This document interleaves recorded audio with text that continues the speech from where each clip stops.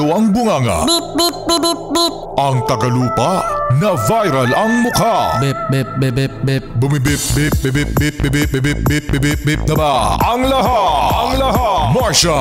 Beep, beep, beep, beep. Enrico Pañero. Bip, bip, bip, bip, bip. Beep, beep, beep, Bip, bip, bip, bip, bip. Bip, bip, bip, bip, bip. Tik-tilaok!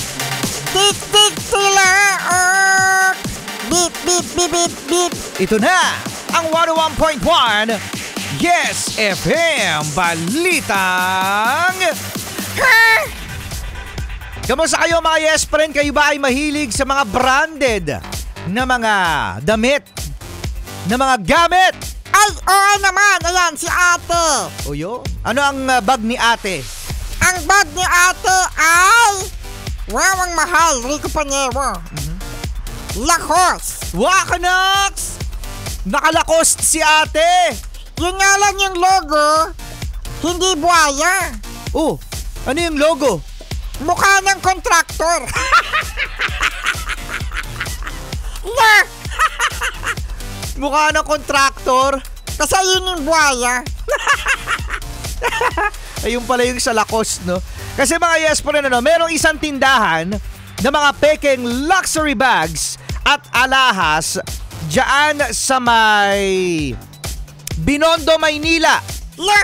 O, sa may Binondo, Maynila mga Yes friend, na nagbebenta ng mga peke. So, ang mga binibenta, Martian, mga Yes friend, ay 300 million pesos na halaga ng mga produkto. O, yan. Kaya sa mga Yes friend natin dyan na merong mga binili na mga fake, hindi natin masisisi mga Yes friend kasi mura.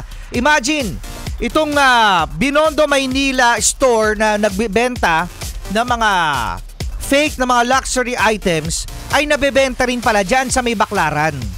No? So hindi mo masisisi mga Yes friend yung mga mamamayan, yung mga taong bayan mga Yes friend na bumili kasi mura nga, 500 to 1,000 pesos Martian na mga luxury items compare sa mga 40,000. Oh. Sige, papalagin natin 10,000 pesos versus 800 pesos. O, saan ka bibili? Siyempre doon ako sa 800 kasi yun lang yung budget ko. Oo, di ba? Yun lang yung budget mo. Maganda naman. Yun nga lang mga Yes friend, yung quality. Oh, maganda ang itsura no? Yung Lacoste, pagpalagay natin mga Yes friend, totoong buhaya. Oh, hindi yung contractor yung sabi ni Marcia. Buhaya talaga yung logo. Yun nga lang yung mata. Duling.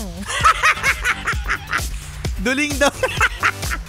Duling daw yung mata ng ng Lacoste. Pero ang quality mga Yes friend, diyan naman tayo magsasuffer sa quality ng fake. Kasi alam nyo naman yan mga Yes friend, no? Lahat naman tayo, ito walang walang pagiging ipokrito mga Yes friend Martian.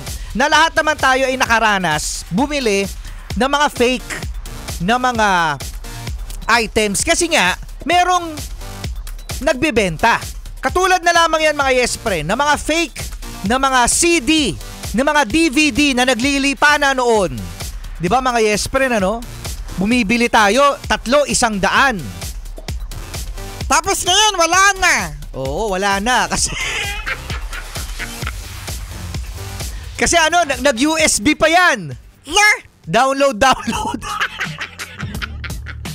Pero ngayon, online na. Kung wala talaga mga Yes friend na magbebenta, wala din naman kasing mabibili at walang choice ang mga Yes friend natin kung hindi bumili ng original. Kasi walang mabibili na fake.